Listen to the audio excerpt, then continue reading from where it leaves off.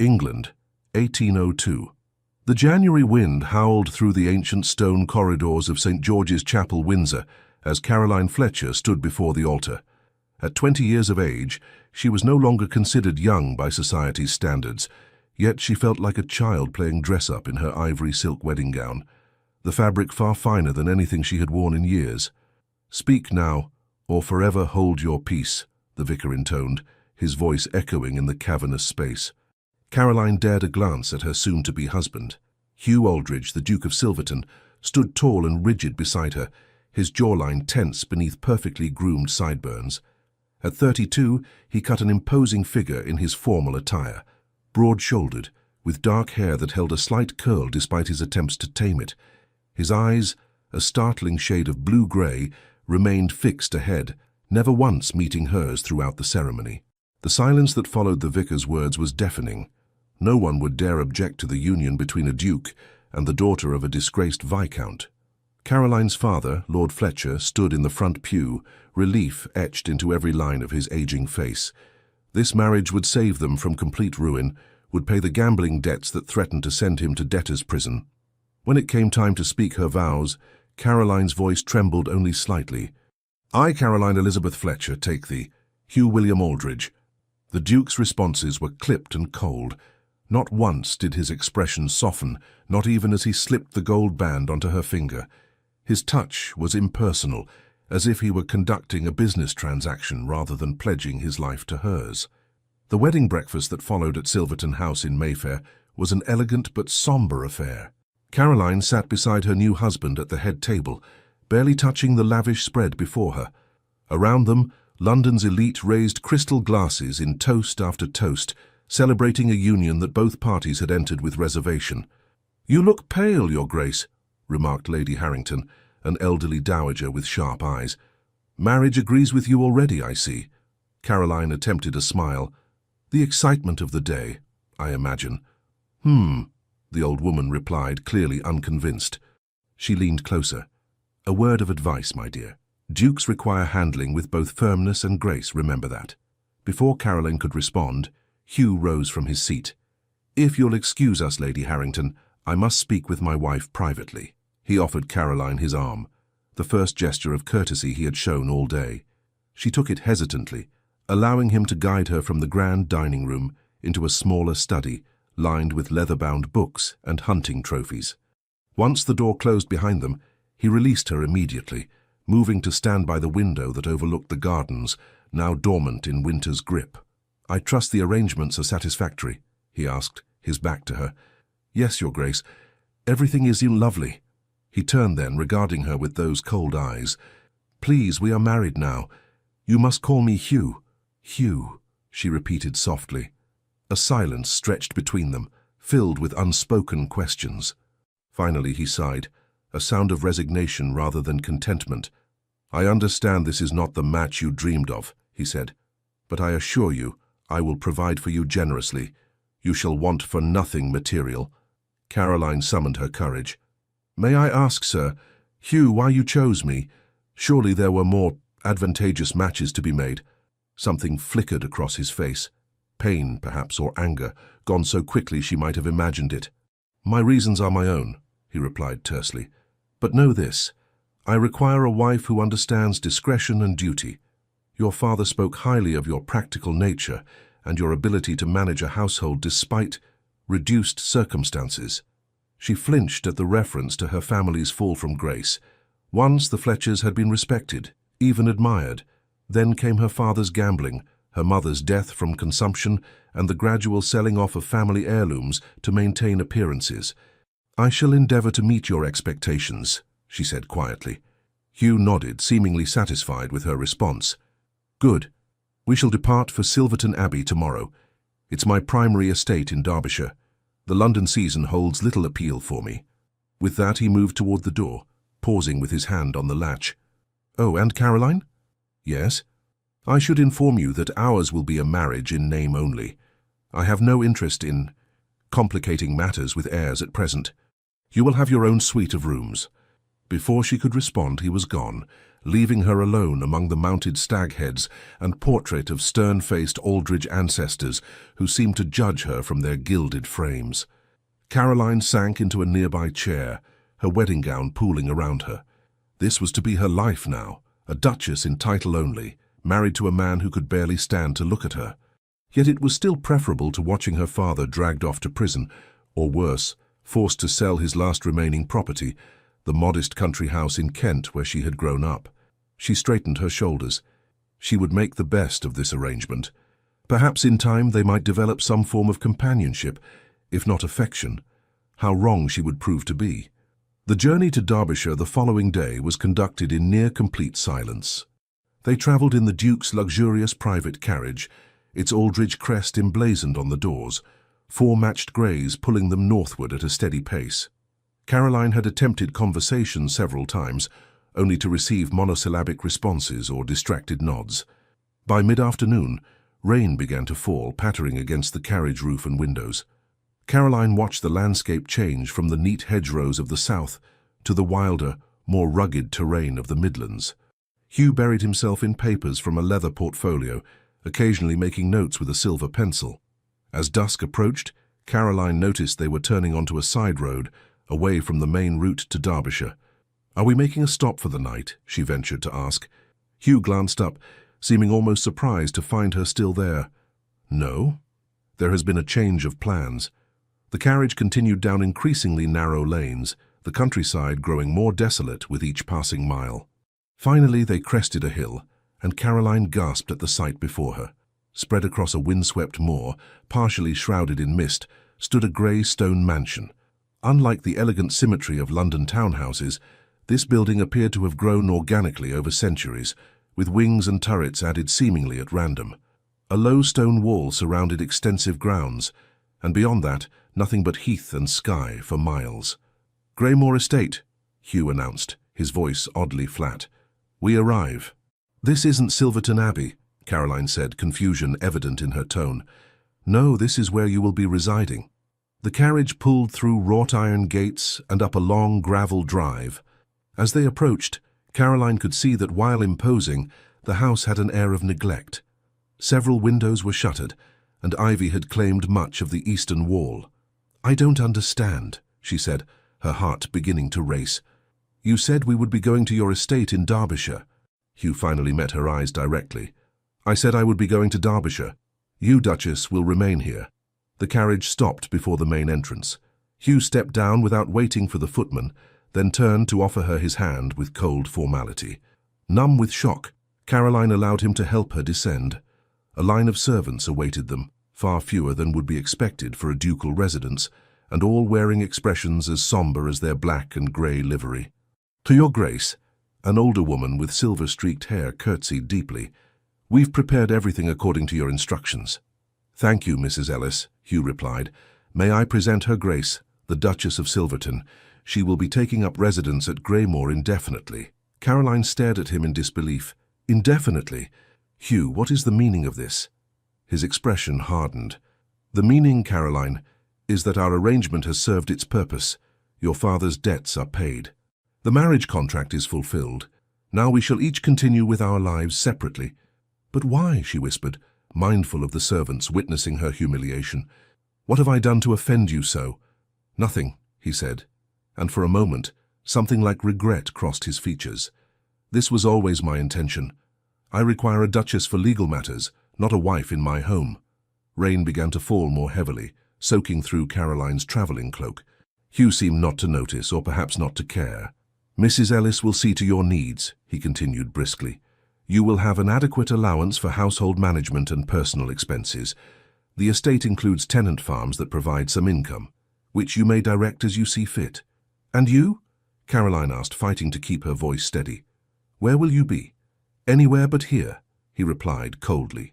"Greymoor has unpleasant associations for me. I acquired it through an unfortunate connection, and have no desire to set foot in it again after today." He turned to Mrs. Ellis. "Have my things brought to the carriage. I'll not be staying the night." "Yes, Your Grace," the housekeeper replied, dispatching a footman with a glance. Caroline stood motionless, rain streaming down her face, mingling with tears she refused to acknowledge. This was beyond a cold marriage of convenience. This was banishment. "You cannot simply abandon me here," she said, finding her voice at last. "We are husband and wife before God and the law." Hugh's laugh was without humor. "God has little to do with our arrangement, Caroline. And the law? The law says what is mine, including you. Be grateful I've provided you with comfort and security. Many in your position would not be so fortunate."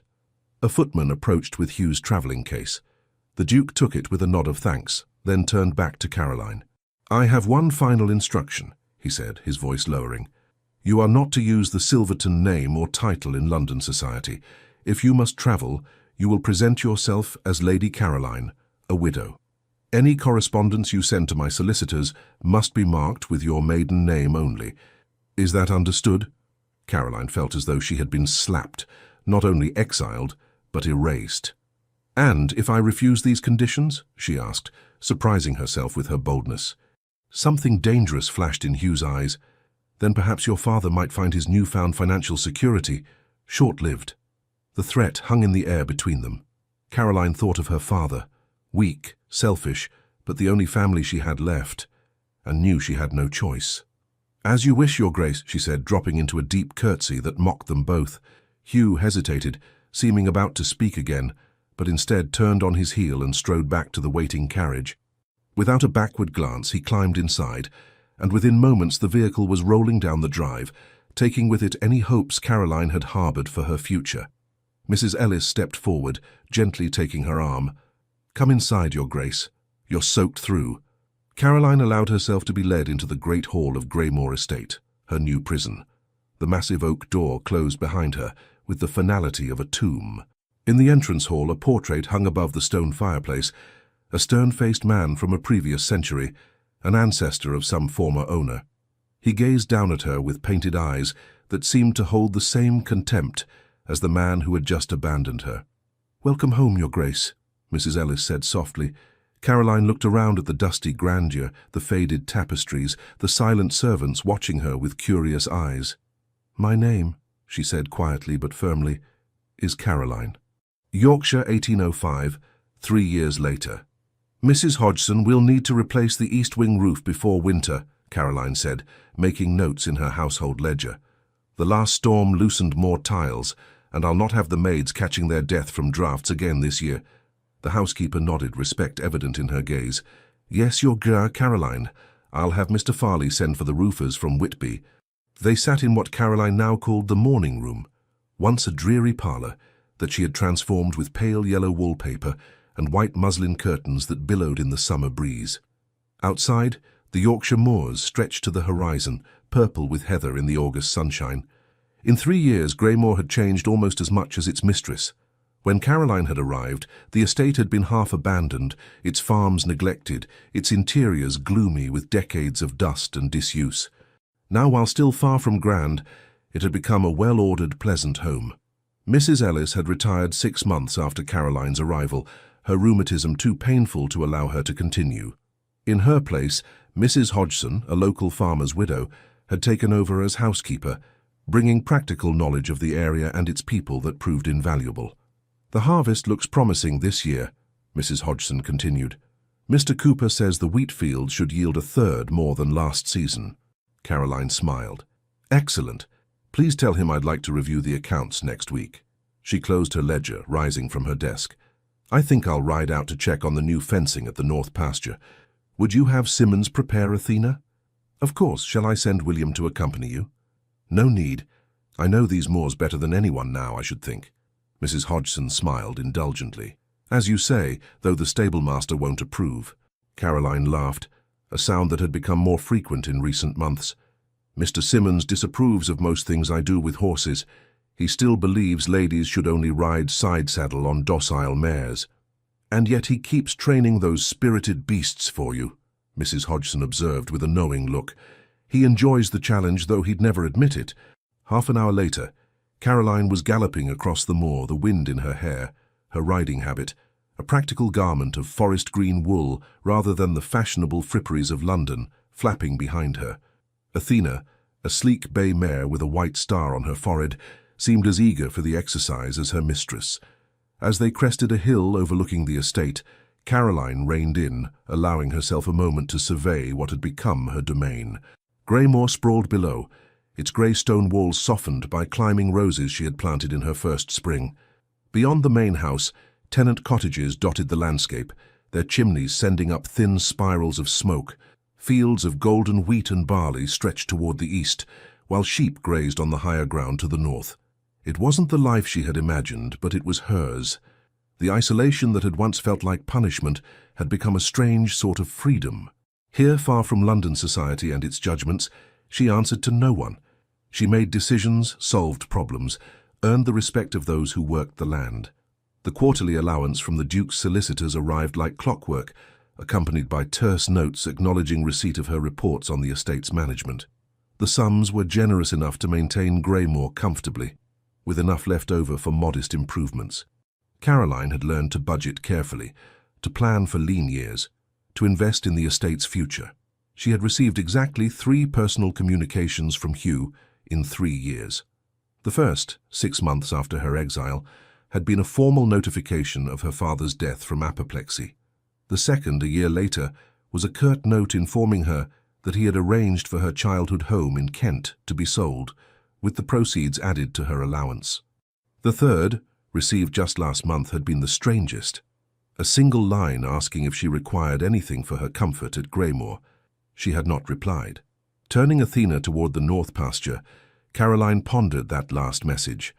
Why, after years of silence, would he suddenly express concern for her comfort? Perhaps his conscience troubled him, though she doubted he possessed such a thing. The new fencing was progressing well, she noted upon reaching the pasture. The sturdy oak posts would keep the sheep safely contained even in the worst winter storms. Satisfied, she was about to return to the house when she noticed a rider in the distance, approaching from the direction of the village. It was Dr. Bennet, Greymore's nearest neighbour and the local physician. Caroline waved, guiding Athena toward him. "Good day, Dr. Bennet," she called as they drew closer. "What brings you out this way?" Edward Bennet was a man of about 40, with kind eyes and a beard just beginning to show threads of silver. He had been one of the few neighbours to call upon Caroline after her arrival, offering friendship without prying into her unusual circumstances. "Lady Caroline," he greeted her with a warm smile, "I was hoping to find you. I've just returned from London with news and thought you might appreciate a visitor." They fell into step, their horses walking side by side toward Greymore. "London? How fared the metropolis? I scarce remember it these days." "Crowded, noisy, and altogether too warm for summer," he replied good-naturedly. "I was attending a medical conference at St. Bartholomew's." Caroline nodded. Dr. Bennet was unusually progressive in his practice, always seeking new knowledge and treatments. "And what news do you bring? Has peace with France been declared at last?" "Alas, no. Bonaparte continues his conquests, but I did hear something that might interest you more personally." He hesitated. "It concerns the Duke of Silverton." Caroline's hands tightened on the reins, causing Athena to toss her head in protest. "Oh? Has His Grace taken a new bride, perhaps? I'm surprised it took him this long." Dr. Bennet gave her a shrewd look. "No, nothing of that sort. There was talk that he's been ill, quite seriously from what I gathered." "Ill?" Despite everything, Caroline felt a twinge of something, concern, curiosity. What ails him? The specifics were vague, as such matters often are among the nobility. Something about a fever contracted during his travels. He was in India, I believe. Caroline frowned. She had not known Hugh had gone abroad. Is he expected to recover? That was unclear. "Lord Hartley, you remember him, the gentleman with the gout who visited his sister near here last summer. He mentioned seeing the Duke at his club looking like death warmed over, to quote him directly." They had reached the stable yard. Caroline dismounted, passing Athena's reins to a waiting groom. "Well," she said, striving for nonchalance, "I suppose even dukes are mortal." Dr. Bennet's expression was sympathetic as he too dismounted. "Indeed. Though I thought you should know, given your connection." "Thank you for your consideration," Caroline replied, her tone more formal than she intended. "Will you stay for tea? Mrs. Hodgson has made seed cake." The doctor accepted readily, and they spent a pleasant hour discussing village news and his observations from London. Yet Caroline found her thoughts repeatedly straying to Hugh. Ill, perhaps seriously so. The man who had abandoned her without a backward glance, who had threatened her father, who had condemned her to exile. She should feel nothing but satisfaction at his suffering. So why did an unfamiliar disquiet settle in her chest? After Dr. Bennet departed, Caroline retreated to her private sitting room, once a gloomy chamber with heavy velvet draperies that she had transformed into a cozy retreat with bookshelves and comfortable furniture. The pianoforte in the corner, ordered from York 2 years ago, had been her one true indulgence. Music had always soothed her, and in the long, quiet evenings at Greymore, it had become her faithful companion. She sat at the instrument now, running her fingers over the keys without playing. Hugh ill in London, perhaps even dying. What would become of her if he died? Would his heir, some distant cousin, she presumed, honor the arrangements that kept Greymore functioning? Or would she find herself truly homeless, without even this remote refuge? The practical questions were easier to contemplate than the emotional tangle beneath them. In 3 years she had built a life from the ruins of his rejection. She had found purpose, respect, even contentment. Yet she remained legally bound to a man who despised her, her future subject to his whim. With sudden resolve, Caroline moved to her writing desk and pulled out a sheet of paper. For the first time since her banishment, she would write to Hugh directly, not to his solicitors. She would inquire about his health, remind him of her existence, perhaps even request some clarification of her position should the worst occur. She penned a draft, then another, each attempt sounding either too cold or too concerned. Finally, she settled on a brief note. Your Grace, word has reached Yorkshire of your illness. While our circumstances are unusual, I feel it proper to inquire after your health and to express my hopes for your recovery. Should you wish to address any matters regarding the future administration of Greymore Estate, I remain at your disposal. Your obedient servant, Caroline Aldridge, Duchess of Silverton. She deliberately used the title he had forbidden her, a small act of defiance. Let him be reminded that whatever his feelings, they remained legally bound. The letter was dispatched the following morning. Caroline told herself she expected no reply, yet found herself watching for the post with unprecedented interest in the days that followed. A fortnight passed with no response. Caroline gradually returned to her normal routines, the letter fading from her immediate concerns amid the daily management of the estate. The harvest began, consuming everyone's attention as wagons of wheat and barley rolled in from the fields. It was during this busy period, as September drew to a close, that the weather turned.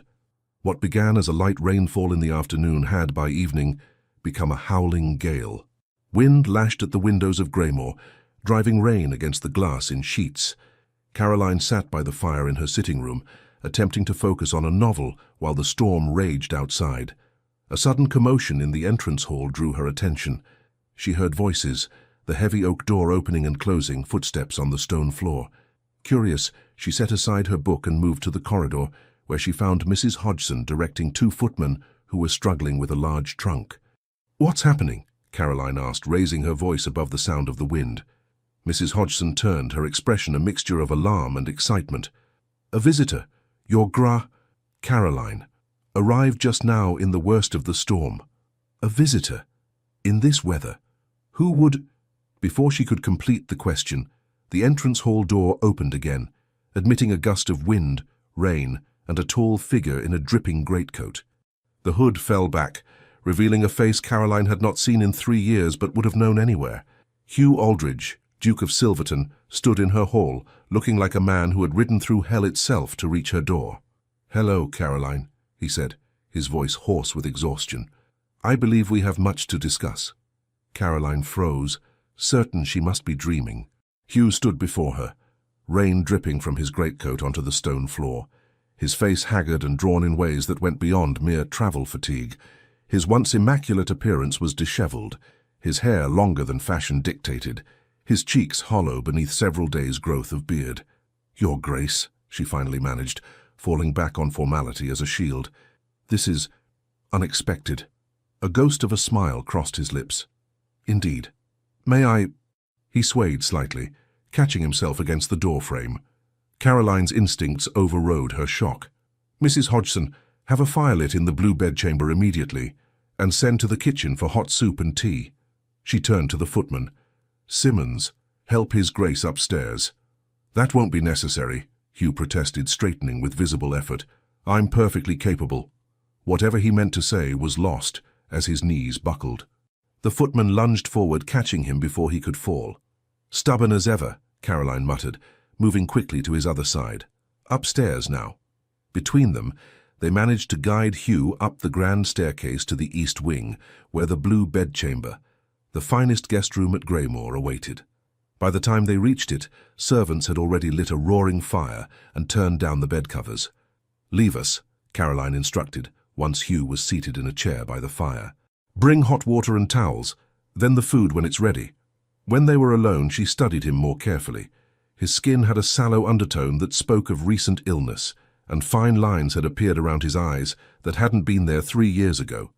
Yet those eyes remained the same startling blue-grey, now watching her with an intensity that made her uncomfortable. "So you should remove that wet coat before you catch your death," she said briskly, falling into the practical role that had become second nature. Hugh complied without argument, a worrying sign in itself. As he struggled with the heavy wool, Caroline moved to help him, then stopped herself, uncertain of the boundaries between them. "Thank you," he said quietly as he finally shed the garment. Beneath it, his clothes were relatively dry, though crumpled from travel. "Your hospitality is more than I deserve." Caroline busied herself hanging the coat near the fire. "Why are you here, Hugh?" He didn't answer immediately, staring into the flames. "I received your letter. That was weeks ago, and it hardly explains why you've appeared on my doorstep in the middle of a storm, half dead from exhaustion. I wasn't in London when it arrived. I was at Silverton Abbey recovering." He looked up at her. "The rumors of my illness were not exaggerated. Malaria, contracted in Bengal. The doctors weren't certain I would survive." Despite everything, Caroline felt a pang of sympathy. "Yet here you are." "Yes, here I am." His gaze traveled around the room, noting the changes she had made. The lighter wallpaper, the vase of late roses on the dressing table, the books stacked neatly beside the bed. "You've transformed Greymore." "I've had 3 years to do so," she replied, unable to keep the edge from her voice. A knock at the door announced the arrival of hot water and towels. Caroline directed the maid to leave them on the washstand, then excused herself while Hugh refreshed himself. She used the moment's reprieve to gather her thoughts in the corridor outside. Hugh, here, after all this time. The reality of it was still sinking in. What could possibly have driven him to make such a journey, especially in his weakened state? When she returned, he had washed the travel grime from his face and hands and looked marginally more like the aristocrat she remembered. He stood by the window, watching the storm lash the moors. "A bleak prospect," he commented. "I never understood why my uncle was so attached to this place." "Your uncle?" Caroline asked, surprised by this new piece of information. Hugh nodded.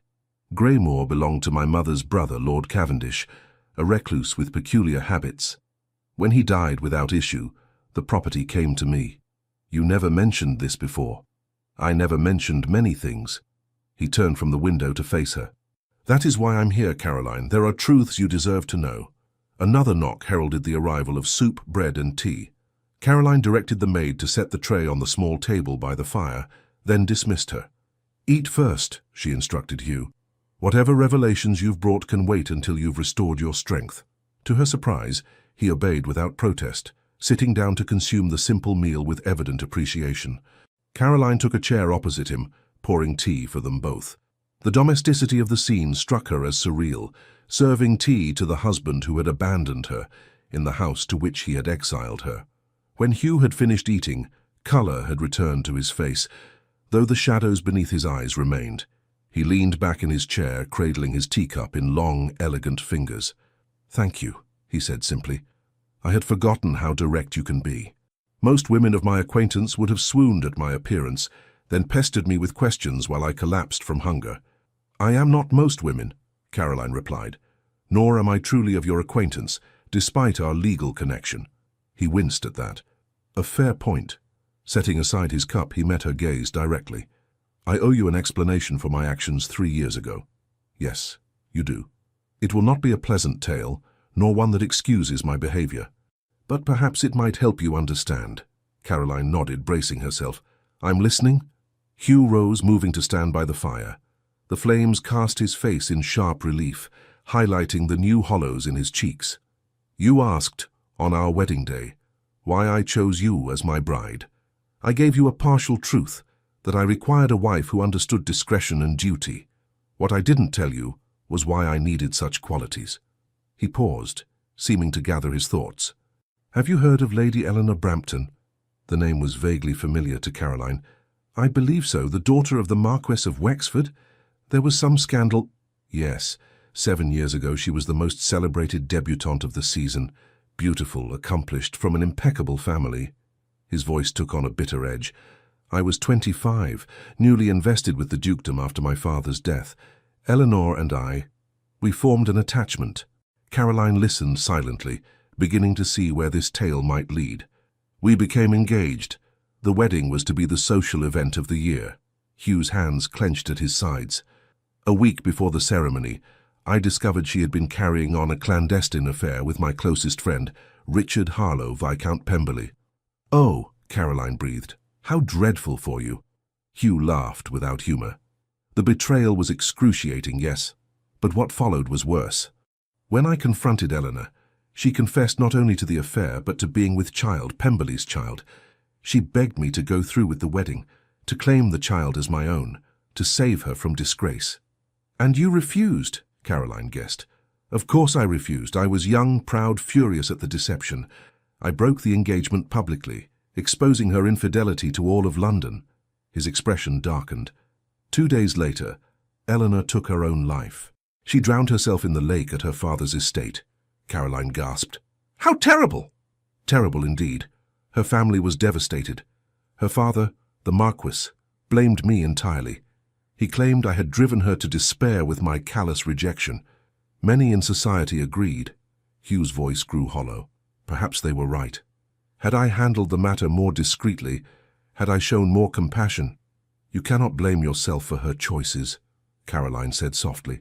She deceived you cruelly. Hugh shook his head. A man in my position has responsibilities beyond his personal feelings. I failed in those responsibilities, and a young woman died, her unborn child with her. He returned to his chair, sitting heavily. The scandal was immense. The Marquess swore to ruin me socially and financially. My reputation was in tatters. Even the Prince Regent suggested I remove myself from London until the matter faded from memory. So you retreated to Silverton Abbey? For 2 years, yes. I avoided society completely. When I finally returned to London, I found attitudes toward me had softened somewhat, but the Wexford family's animosity remained undiminished. He met her eyes directly. Which brings me to you, Caroline. Me? She frowned, confused by the connection. By then, I had resolved never to marry. I would let the title pass to my cousin upon my death, but my solicitor informed me that certain entailed properties, including Silverton Abbey itself, could only pass to a direct heir or a widow. Without either, they would revert to the crown. Understanding began to dawn on Caroline. So you needed a wife to secure your inheritance, but not a true marriage. Hugh nodded. I required a bride who would accept unusual terms, who would not expect love or even companionship. When your father approached my solicitor about a potential match, suggesting you would accept almost any arrangement to save your family from ruin, it seemed convenient. Caroline felt a chill that had nothing to do with the storm outside. I was a business transaction. Yes, he admitted, though I told myself I was being generous, rescuing you from poverty. In truth, I chose you because you seemed perfect for my purposes. No connections to powerful families who might object to your treatment. No reputation for romantic notions. No beauty striking enough to tempt me from my resolve to keep the marriage in name only. His words stung, though Caroline had long suspected such calculations. And Greymore? Why exile me here specifically? A shadow crossed Hugh's face. Greymore was where Eleanor and I were to spend our honeymoon. After her death, I couldn't bear to visit it, yet could not bring myself to sell it either. When I needed somewhere to place you, it seemed fitting. A house of disappointed hopes for a marriage that would never be real. How poetic. Caroline said dryly, masking her hurt with sarcasm. Hugh flinched at her tone. I deserved that. My behavior was inexcusable.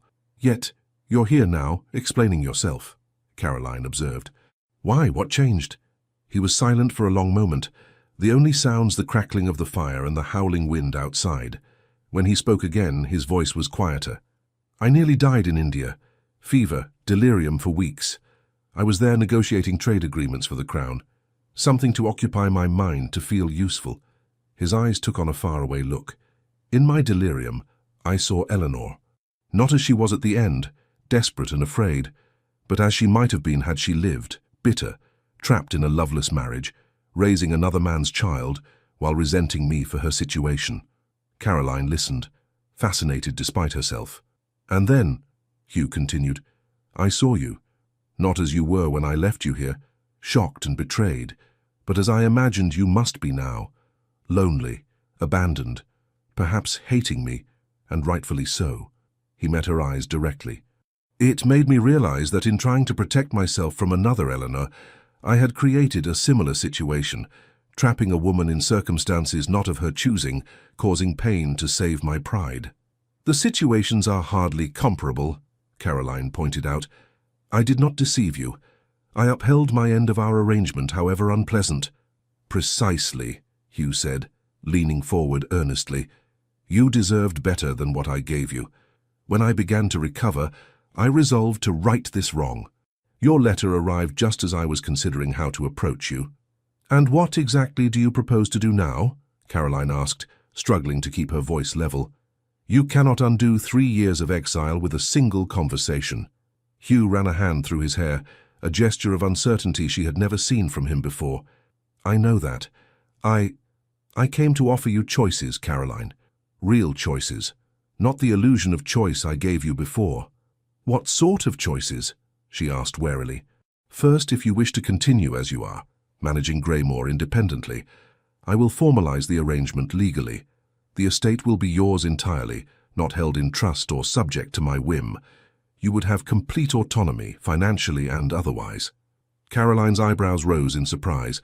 That's generous. It's the least I can do, Hugh replied. Second, if you prefer to leave Yorkshire altogether, I will establish you in London or anywhere else you choose, with a house and income befitting your rank.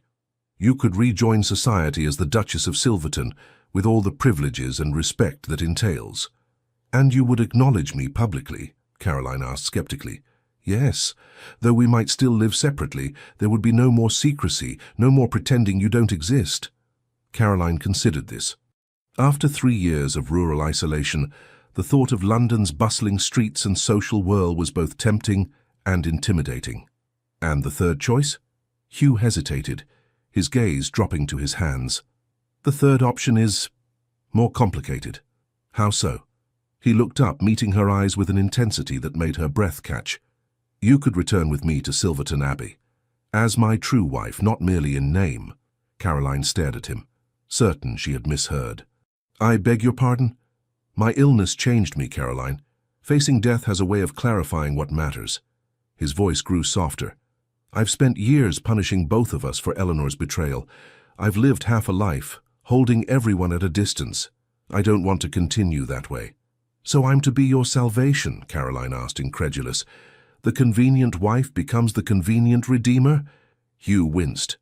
I deserve your skepticism, but this isn't about convenience. It's about... He struggled for words. Possibility. The possibility that two people bound by circumstance might find something genuine between them. Caroline rose abruptly, needing distance from him and the unexpected turn of this conversation. She moved to the window, watching rain stream down the glass, her thoughts in turmoil. Why would I even consider such an arrangement? She asked finally. You abandoned me without a second thought. You threatened my father. You've shown no interest in my existence for 3 years. All true, Hugh acknowledged. I have no right to ask anything of you, but I hoped, that you might at least consider it. Caroline turned back to face him. Based on what? A deathbed conversion and pretty words? You don't even know me, Hugh. The woman you married no longer exists. Greymore changed her. Then let me know the woman you've become, he said simply.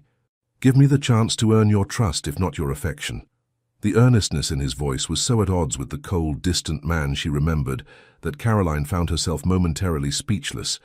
Before she could formulate a response, a fit of coughing seized Hugh, harsh and racking. He pressed a handkerchief to his mouth, his shoulders shaking with the effort to control it. Caroline moved to him instinctively, pouring a glass of water from the pitcher on the table. "Here," she said, offering it when the coughing subsided. "You should rest. This conversation has taxed your strength." Hugh accepted the water gratefully. "I'm stronger than I appear," he said after drinking. "But perhaps you're right. We needn't resolve everything tonight." "No," Caroline agreed. "We have time." The realization struck her as strange. After 3 years of enforced separation, they suddenly had time. "Will you at least consider my proposals?" Hugh asked, his voice rough from coughing. "Not just the third option, but all of them?" "Take as long as you need." Caroline studied him, this man who was legally her husband, yet practically a stranger. The man who had wounded her deeply, yet now sat before her offering restitution. His face was drawn with exhaustion, but his eyes held a sincerity she had never seen in them before. "I will consider them," she said finally, "but I make no promises. And I have questions, many questions that will need answering before I decide anything." Relief washed over Hugh's features. "Thank you. That's more than I had any right to expect." A knock at the door interrupted them. Mrs. Hodgson entered at Caroline's call. "Pardon the intrusion," the housekeeper said, glancing curiously between them, "but the storm has worsened considerably. The bridge over the Grimsley Beck has flooded. No one will be travelling in or out of Greymore until the waters recede." Hugh looked to Caroline, a question in his eyes. "It appears, Your Grace," she said with a hint of irony, "that you'll be our guest for some time, whether either of us planned it or not." The next morning dawned clear but cold, the storm having blown itself out overnight. Caroline rose early, as was her habit, and found Mrs. Hodgson already directing the servants in their daily tasks with an extra degree of nervous energy.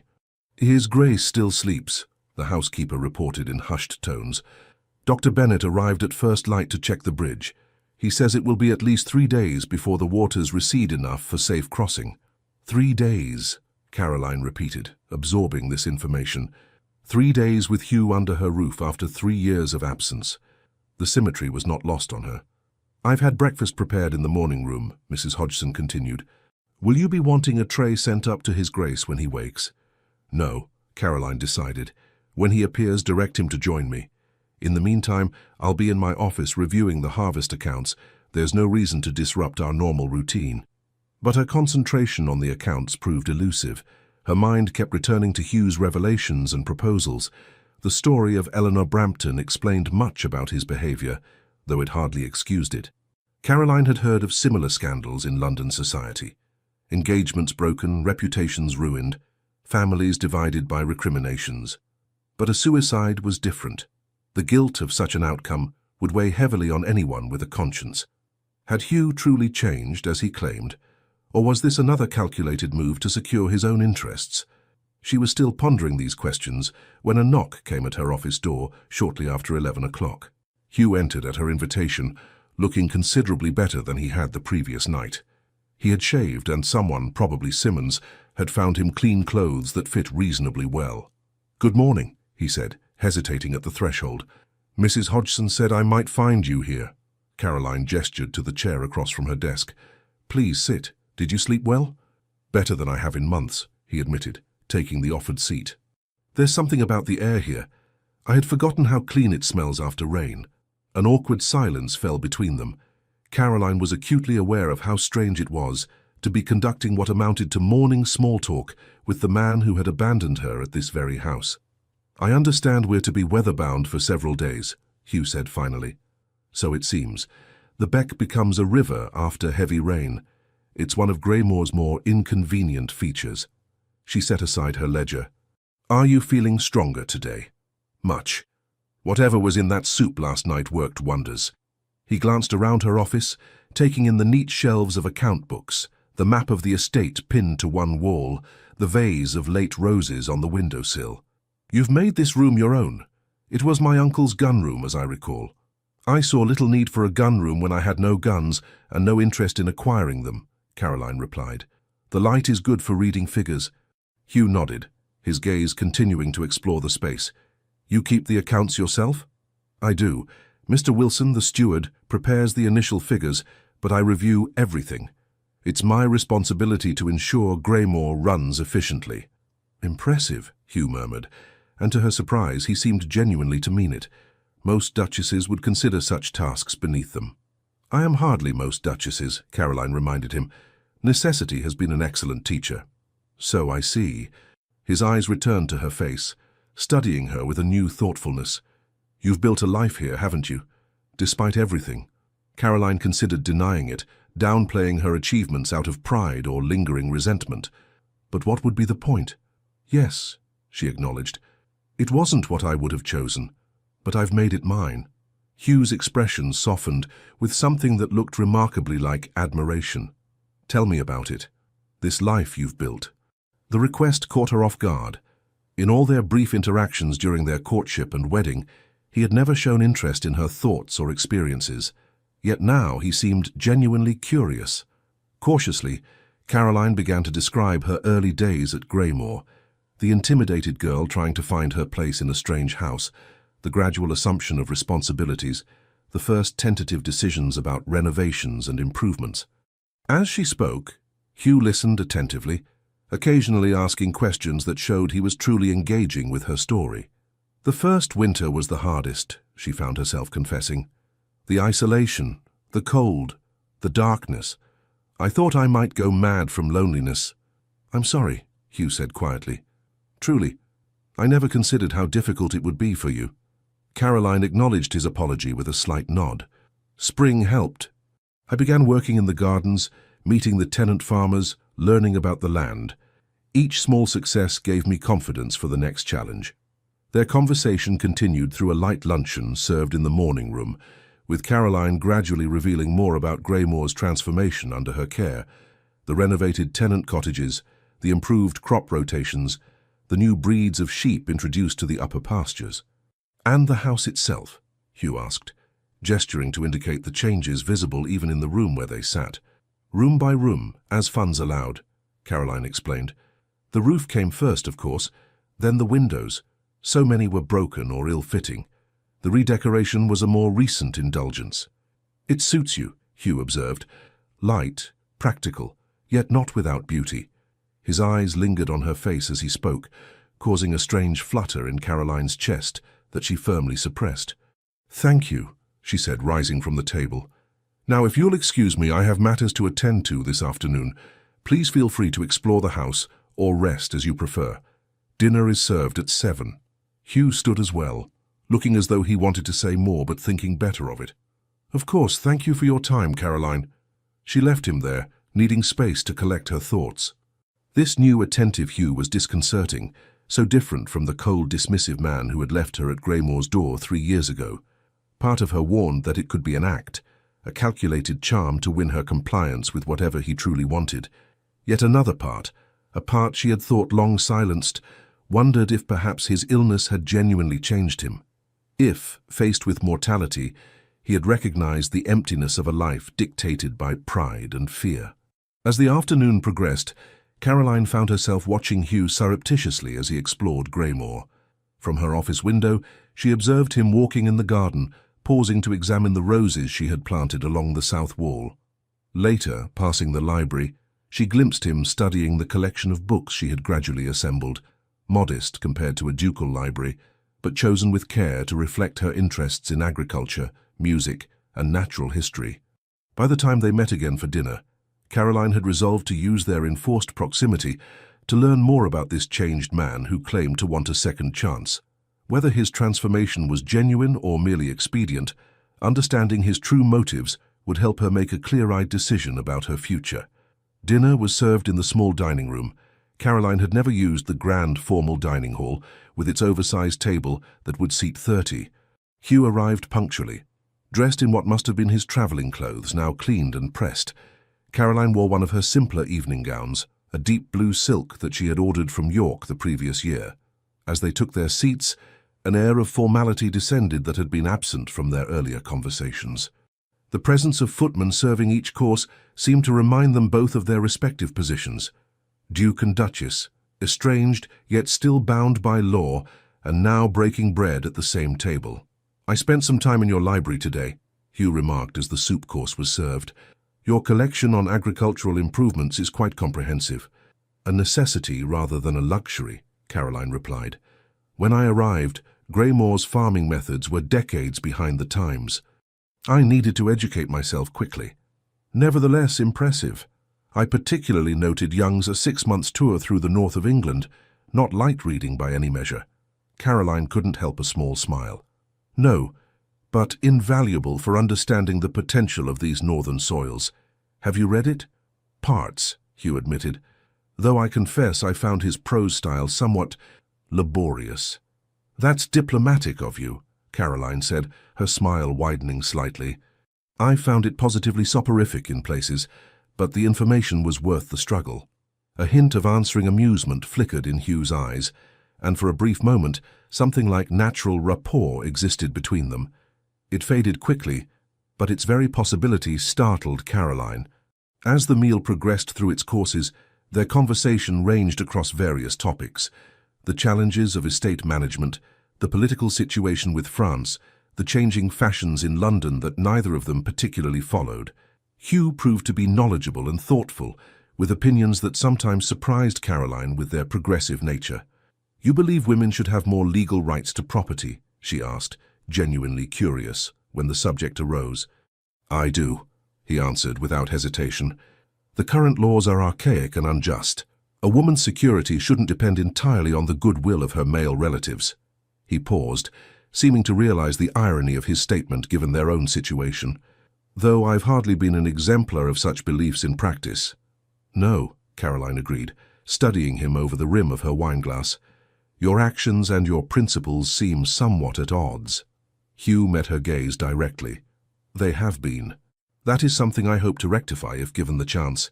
The moment hung between them, weighted with implication. Caroline broke it by signaling for dessert to be served. As they finished their meal with poached pears and sweet wine, Hugh broached a topic that had clearly been on his mind. "Tomorrow, if you're amenable, I would like to see more of what you've done with the estate, the farms, the improvements you mentioned." Caroline considered the request. It would mean spending hours in his company, showing him the world she had built in his absence. Yet it would also give her further opportunity to gauge his sincerity. "Very well," she agreed. "We can ride out after breakfast. The weather should be favorable, according to Mr. Simmons." "Thank you," Hugh said, and again that unexpected sincerity colored his tone. "I'm eager to understand the Greymoor you've created." When they parted for the evening, Caroline retired to her sitting room to sort through her conflicted feelings. The day had been surreal, conversing with Hugh as though they were merely acquaintances getting to know each other, rather than a husband and wife with a painful history between them. Yet wasn't that essentially the truth? They were strangers to each other in all the ways that mattered. Their brief courtship had been conducted through solicitors and chaperones, their wedding a cold business arrangement, their marriage a legal fiction. Now, for the first time, they were actually speaking to each other as people, learning each other's thoughts, observing each other's habits and preferences. The question remained, to what end? What did she truly want from this unexpected reunion? Independence, security, respect. These she had already fought for and won through her own efforts at Greymoor. Did she want more? Could she trust Hugh's apparent change of heart? And even if she could, was she willing to risk the peace she had built for the uncertain promise of a true marriage? Caroline had no answers as she finally retired to bed. But as she drifted toward sleep, one thought crystallized with surprising clarity. Whatever choice she made, it would be hers alone this time, not forced by circumstance or dictated by others. In that, at least, she and Hugh now stood on equal ground. Yorkshire, 1805. The following morning dawned clear but cold. Hugh's carriage had been brought around to the front of Greymoor, his luggage loaded, the horses fresh and eager for the journey. Caroline stood on the front steps watching as Hugh gave final instructions to his coachman. They had shared breakfast amicably, but now that the moment of parting had arrived, an awkwardness had descended between them. Finally, Hugh approached her. "I want to thank you, Caroline, for your hospitality, your candor, and your willingness to consider a new beginning between us." "Safe journey," she replied simply. He hesitated, then reached into his coat and withdrew a small package wrapped in silk. "I brought this for you. It was my mother's. I thought you might like it." Caroline unwrapped the silk to reveal a small, exquisitely crafted silver music box engraved with roses and ivy leaves. "It plays a Mozart minuet," Hugh explained. "She kept it on her dressing table and wound it each night. It always reminded me of her. Elegant, but unpretentious." Caroline opened the lid, and sweet, clear notes filled the air between them. "It's beautiful, thank you." "I should go," Hugh said. "The bridge won't remain passable indefinitely." "Yes, and I expect your letter soon," Caroline added, surprising herself with the realization that she meant it. Hugh's expression brightened. "Within the week," he promised. Then, with formal correctness, he bowed over her hand, his lips barely brushing her knuckles. As he straightened, their eyes met, and Caroline was startled by the mixture of hope and uncertainty she saw in his gaze. "Until we meet again, Caroline," Hugh said softly. "Until then," she replied. He turned and walked to his carriage. The footman closed the door, and within moments, the ducal equipage was rolling down the gravel drive toward the gates of Greymore. Caroline remained on the steps, the music box still playing in her hands, until the carriage disappeared from view. Yorkshire to Derbyshire, autumn 1805. True to his word, Hugh's first letter arrived at Greymore 5 days after his departure, delivered by special courier. The letter, written in a strong, decisive hand, surprised Caroline with its warmth. "My dear Caroline, I write to you from my study overlooking the eastern gardens, where autumn is painting the trees in shades that remind me of your riding habit. The journey from Greymore was uneventful, though I confess I found the silence of travelling alone somewhat oppressive after our conversations. You asked to know more of Silverton Abbey. It is an ancient place, parts dating to the 12th century, though most is Tudor. Unlike Greymore's haphazard growth, Silverton was largely rebuilt during Elizabeth's reign, 4 wings around a central courtyard, with the original Abbey Church attached to the east wing. Since my return, I have begun reviewing the estate accounts with new eyes. Your influence, I must acknowledge. I was dismayed to discover how much I had overlooked through inattention. The tenant farms particularly show signs of the same backward practices you so effectively reformed at Greymore. I find myself wondering what you would make of it all, what improvements your practical mind would envision. I catch myself thinking, Caroline would know how to address this. Strange, is it not, how quickly one can become accustomed to valuing another's perspective. The truth is this: I am a flawed man who has lived selfishly, allowing past hurts to justify unkindness. I cannot undo what I did to you, but I can offer a different future if you wish to claim it. With sincere regard, Hugh. After careful consideration, Caroline composed a reply. Dear Hugh, your letter found me occupied with harvest accounts. The wheat crop exceeded expectations this year, while the barley suffered from the August rains. Such is the farmer's perpetual gamble with nature's caprice. Your description of Silverton Abbey intrigues me. A house with Tudor foundations suggests fascinating architectural details. Does it feature the long galleries so popular in that era? I have always admired their aesthetic purpose, combined with practical function during inclement weather. Your mention of neglected gardens catches my interest. The gardens at Greymore have been my personal project and source of great satisfaction. There is something deeply rewarding about coaxing beauty and order from neglect, whether in flowerbeds or account books. As for our correspondence, I find I welcome it. These exchanges allow us to become acquainted in ways our brief marriage did not permit. Whether this leads to reconciliation or merely to a better understanding, it seems a worthwhile endeavor. The music box sits on my bedside table. Its melody is indeed as elegant as you described. Until your next letter, Caroline thus began a correspondence that spanned the weeks leading to Caroline's visit to Silverton. Every third or fourth day brought a new letter from Hugh, each revealing more of his thoughts and growing self-awareness. Caroline responded in kind, gradually allowing more of herself to emerge in her words. In mid-October, a letter arrived that shifted their correspondence. I visited Eleanor's grave yesterday. It stands in the Brampton family plot, a simple stone with her name and dates, nothing of the vibrant, complicated woman she was. Standing there in the autumn rain, I finally faced what I had not allowed myself to acknowledge. My role in her desperation was real, but the choice she made was ultimately her own. I have carried the full weight of her death as penance, using it to justify my withdrawal from genuine human connection, including with you, Caroline. I blamed you for not being her, then punished you for reminding me of her.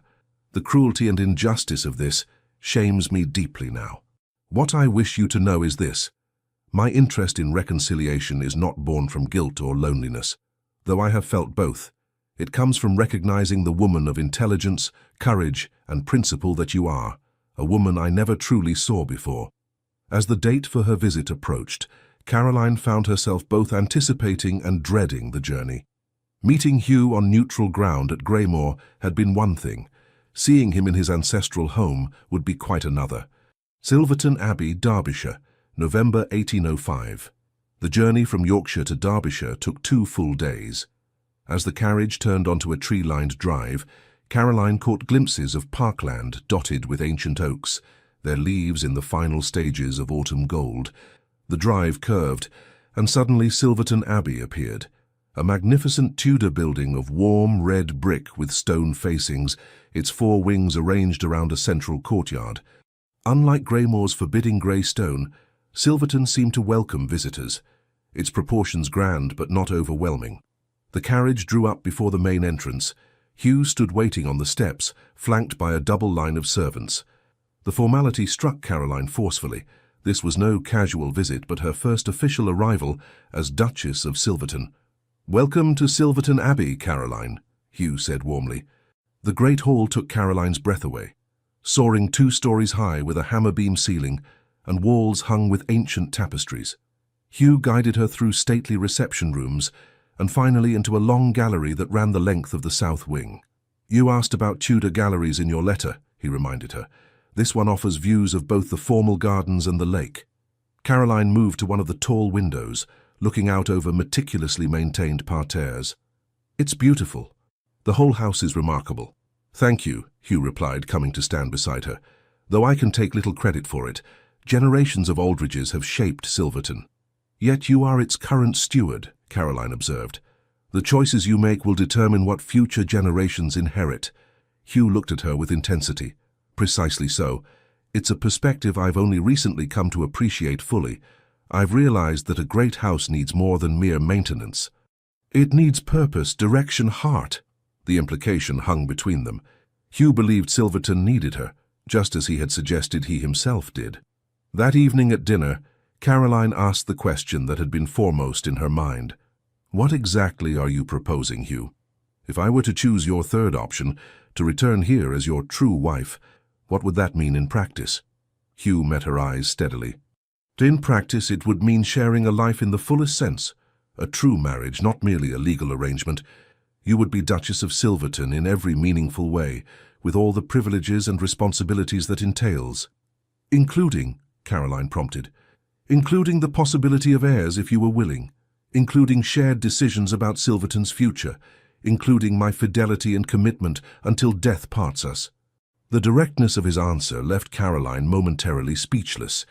She had imagined perhaps a cordial arrangement, a public reconciliation that maintained private distance. What Hugh described was far more intimate and complete. "That's a significant change from your previous position," she said finally. "Yes," Hugh acknowledged. "As I said, my illness changed me. Facing mortality clarifies what truly matters." He paused, then added quietly, "Loneliness is a poor companion in one's final hours. Pride is colder still. And if I were to agree, how would we bridge the gap between our current circumstances and such intimacy? We are still virtual strangers in many ways." "We would take time," Hugh replied without hesitation.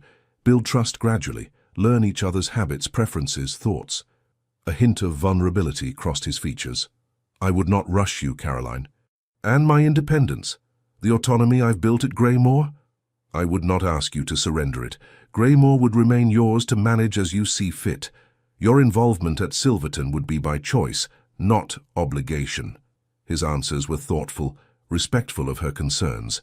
Caroline found herself truly considering the possibility he described, a partnership of equals despite their different backgrounds.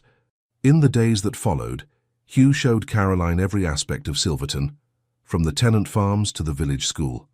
Unlike her early days at Greymoor, where she had been left alone, Hugh guided her understanding of Silverton's history, challenges and potential. For her part, Caroline found herself increasingly drawn to the estate's challenges. Each day revealed more of Hugh's genuine change of heart, as he actively sought her input, valued her experience, and implemented her suggestions without hesitation. They discovered shared interests beyond estate management, a love of music that led to evenings by the pianoforte, a mutual appreciation for literature, even an unexpected compatibility in their sense of humor. As Christmas approached and the end of her visit neared, Hugh and Caroline walked through the frost-covered gardens.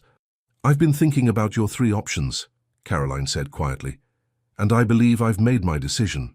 Hugh stopped walking, his expression carefully controlled. "And your answer?" Caroline took a deep breath. "I choose the 3rd option, to return to Silverton as your true wife, but with conditions." Relief and joy washed over Hugh's face. "Name them." "First, we continue as we have been, building trust gradually, allowing feelings to develop naturally. No expectations of immediate intimacy." "Of course," Hugh agreed readily. "Second, I maintain my independence at Greymoor. I wish to divide my time between both estates, at least initially." "Agreed. Your work there is too important to abandon." "And third," Caroline said, meeting his gaze directly, "you must promise never to shut me out again. No matter what difficulties arise between us, we face them together, with honesty and respect." Hugh took her hands in his expression solemn. "I swear it, Caroline. Never again will you face coldness or abandonment from me." He paused, then added softly, "I believe I'm falling in love with you, not as an idea or a convenience, but as the remarkable woman you are." Caroline felt a smile spreading across her face, warming her from within despite the December chill. "And I believe I may be falling in love with you too. Not the Duke of Silverton, but the man who crossed England to beg forgiveness and prove himself worthy of a second chance." Hugh's eyes shone with emotion. "May I kiss you, Caroline? I've wanted to since that day at Greymoor when you challenged everything I thought I knew about you." "About us?" "Yes," she whispered. He drew her gently into his arms, and their lips met in a kiss that held both tenderness and promise. When they parted, Caroline rested her head against his chest, hearing the steady beat of his heart beneath layers of wool and linen. "Welcome home, Duchess," Hugh murmured against her hair. Caroline smiled against his coat. "Home," she repeated, testing the word and finding it true. After 3 years of exile and months of uncertainty, she had found not just a house, but a heart to call home, and a future built not on duty or convenience, but on genuine love and respect. Above them, snow began to fall, delicate flakes settling on the formal gardens of Silverton Abbey, nature's blessing on a love that had weathered storm and separation to find its way to spring. The end. Dear listener, the seasons of life, like those from Yorkshire to Derbyshire, change without consulting us. Sometimes we find ourselves exiled to desolate moors where the wind seems to cut through our very soul. Like Caroline, perhaps you have faced abandonments, disappointments, or losses that seemed like final verdicts on your happiness. But observe how she transformed Greymoor, not in a day, not in a week, but through 3 years of small victories. A roof repaired, a garden planted, a decision to rise once more when winter seemed endless. You too have this strength, the capacity to build beauty from ruins, to find purpose where others see only desolation, to become not merely a survivor, but a steward of your own destiny. And as Hugh discovered belatedly, pride is a cold companion on the darkest nights. The walls we build to protect ourselves often become our prisons. It is never too late to cross the metaphorical England of your life and ask forgiveness of others and of yourself. Remember that the second chapter, third or fourth of your story, can be entirely different from the first. Relationships can be healed. Hearts can change. Exiles can end. As you fall asleep tonight, know that you are protected by the same starry sky that illuminates Silverton Abbey. Your resilience is your lullaby, and tomorrow brings possibilities not yet written. Sleep peacefully, knowing that your capacity to rebuild, forgive, and love remains intact, no matter what storms you have weathered. As Caroline and Hugh discovered, sometimes we must lose something to truly value what has been before us all along. And like them, you deserve an ending where love, respect, and understanding triumph over old wounds. Rest well, dream deeply, and awaken renewed to write the next chapter of your own redemption story, with gratitude for sharing this moment with us. The Legends of the Fall Team. Thank you for staying with us until the very end of this emotional journey. If this tale touched your heart, we warmly invite you to subscribe, like, comment, and share our channel. Your support helps us continue creating more stories of love, redemption, and breathtaking twists. At the end of this video, you'll see a suggestion for another one of our historical stories. Click it and be surprised by more beautiful tales like this. With all our gratitude, the Legends of the Fall Team